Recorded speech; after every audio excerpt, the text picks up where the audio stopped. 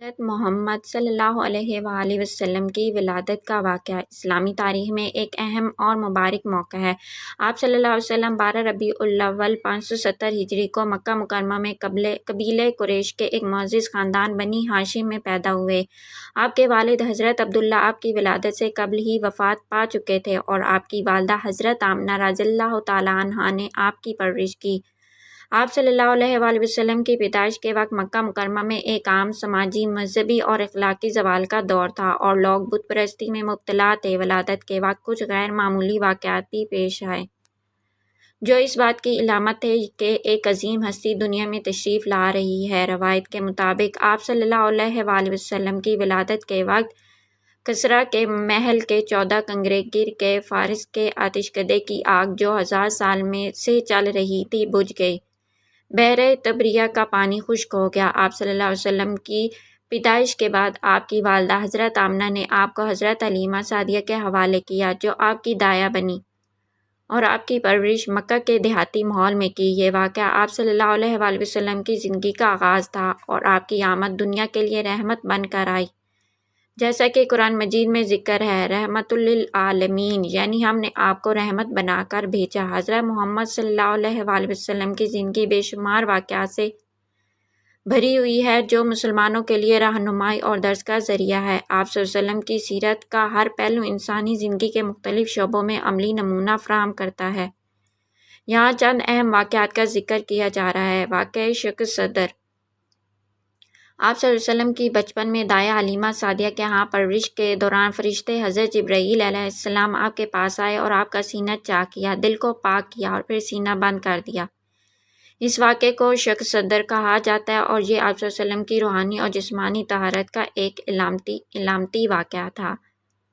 حلف الفضول۔ جوانی میں حضرت محمد صلی اللہ علیہ وآلہ وسلم نے حلف الفضول میں شرکت کی جو مکہ کے معزز لوگوں کا ایک معاہدہ تھا جس کا مقصد معاشرتی انصاف کو فروغ دینا تھا۔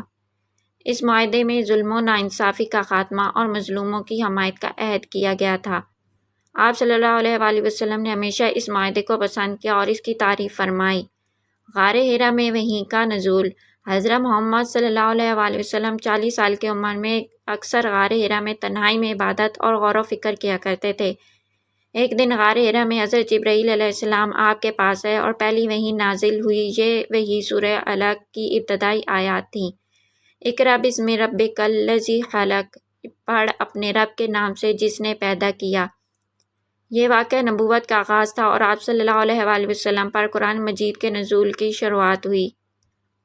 معراج کا واقعہ۔ واقعہ معراج آپ صلی اللہ علیہ وآلہ وسلم کی زندگی کا ایک رات حضرت جبرائیل علیہ السلام آپ کا مسجد اقصیٰ لے گئے جہاں سے آپ کو آسمانوں کی سیر کروائی گئی۔ وہاں آپ نے مختلف انبیاء سے ملاقات کی اور اللہ تعالیٰ سے براہ راست گفتگو کی۔ اس سفر میں 5 نمازیں امت مسلمہ پر فرض کی گئیں۔ ہجرت مدینہ۔ مکہ میں اسلام کی تبلیغ کے دوران کفار قریش کی مخالفت اور ظلم و ستم حد سے بڑھ گیا تھا۔ اللہ تعالیٰ کے حکم سے حضرت محمد صلی اللہ علیہ وآلہ وسلم اور ان کے صحابہ نے مکہ سے مدینہ کی طرف ہجرت کی۔ مدینہ میں آپ صلی اللہ علیہ وآلہ وسلم نے پہلی اسلامی ریاست کی بنیاد رکھی جہاں مسلمانوں کو امن اور آزادی سے زندگی گزارنے کا موقع ملا۔ صلح حدیبیہ۔ صلح حدیبیہ ایک اہم معاہدہ تھا جو 6 ہجری میں مسلمانوں اور قریش مکہ کے درمیان ہوا۔ اس معاہدے کے تحت 10 سال کے لیے جنگ بندی کا اعلان ہوا جس کے نتیجے میں مسلمانوں کو تبلیغ اسلام کا موقع ملا اور کئی قبیلوں نے اسلام قبول کیا۔ فتح مکہ۔ 8 ہجری میں مسلمانوں نے مکہ کو بغیر خون خرابے کے فتح کیا۔ حضرت محمد صلی اللہ علیہ وآلہ وسلم نے اس موقع پر عظیم رحمدلی اور عفو کا مظاہرہ کیا اور اپنے دشمنوں کو معاف کر دیا۔ اس دن آپ نے اعلان کیا، آج تم پر کوئی الزام نہیں، جاؤ تم سب آزاد ہو۔ حجۃ الوداع۔ آپ کی زندگی کا آخری بڑی واقعہ حجۃ الوداع ہے جو 10 ہجری میں ہوا۔ اس موقع پر آپ نے ایک تاریخی خطبہ دیا جس میں انسانیت کے حقوق، معاشرتی عدل اور اخلاقیات کی بنیادی تعلیمات کا احاطہ کیا۔ آپ صلی اللہ علیہ وآلہ وسلم نے فرمایا، آج کے دن میں نے تمہارے دین کو مکمل کر دیا اور تم پر اپنی نعمت پوری کر دی۔ سورۃ المائدہ میں ہے، یہ چند واقعات جو حضرت محمد صلی اللہ علیہ وسلم کی سیرت کا اہم حصہ ہیں۔ آپ صلی اللہ علیہ وسلم کی پوری زندگی امت مسلمہ کے لیے ایک کامل نمونہ ہے۔ حضرت محمد صلی اللہ علیہ وسلم اور آپ کے صحابہ کی زندگی کے بے شمار واقعات اسلامی تاریخ کا اہم حصہ ہیں، جو ایمان، قربانی، اخلاص اور اللہ تعالیٰ کی راہ میں جدوجہد کی مثالیں پیش کرتے ہیں۔ یہاں چند اہم واقعات کا ذکر کیا جا رہا ہے جو نبی کریم صلی اللہ علیہ وآلہ وسلم اور صحابہ کرام کے درمیان تعلق اور ان کے عمل کو نمایاں کرتے ہیں۔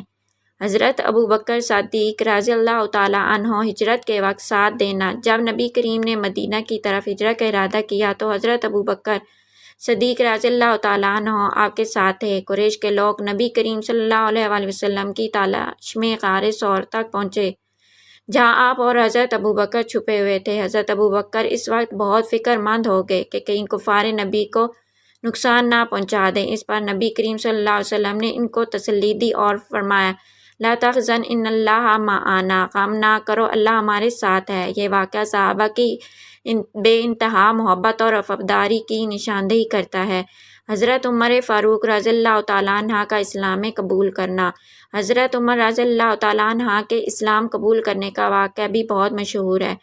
پہلے حضرت عمر رضی اللہ تعالیٰ عنہ اسلام کے شدید مخالف تھے اور نبی کریم صلی اللہ علیہ وسلم کو قتل کرنے کا ارادہ سے نکلے تھے، لیکن جب انہیں اپنی بہن اور بہنوئی کے اسلام قبول کرنے کا علم ہوا تو وہ ان کے پاس گئے اور ان سے قرآن کی تلاوت سنی۔ قرآن کی آیات نے ان کے دل کو بدل دیا اور وہ فوراً نبی کریم صلی اللہ علیہ وسلم کی خدمت میں حاضر ہو کر اسلام قبول کر لیا۔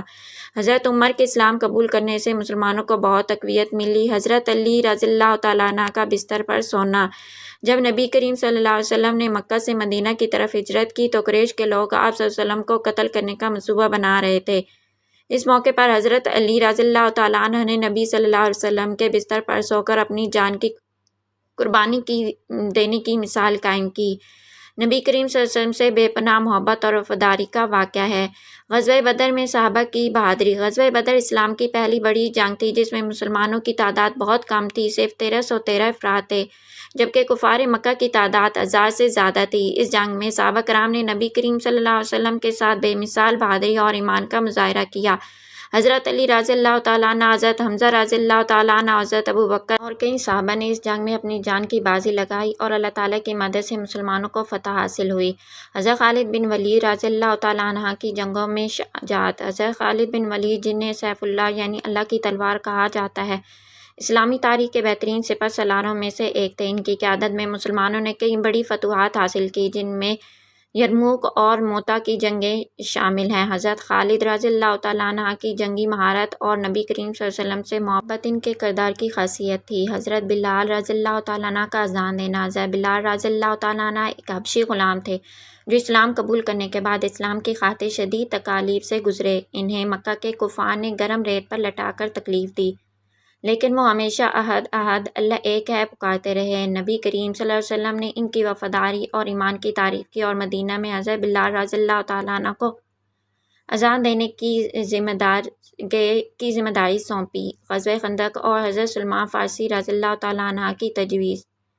غزوہ خندق میں کفار مکہ نے مدینہ پر حملہ کرنے کا منصوبہ بنایا تو صحابہ نے نبی کریم صلی اللہ علیہ وسلم سے مشورہ کیا۔ حضرت سلمان فارسی نے یہ تجویز دی کہ مدینہ کے گرد ایک خندق کھول دی جائے تاکہ دشمن کے حملے کو روکا جا سکے۔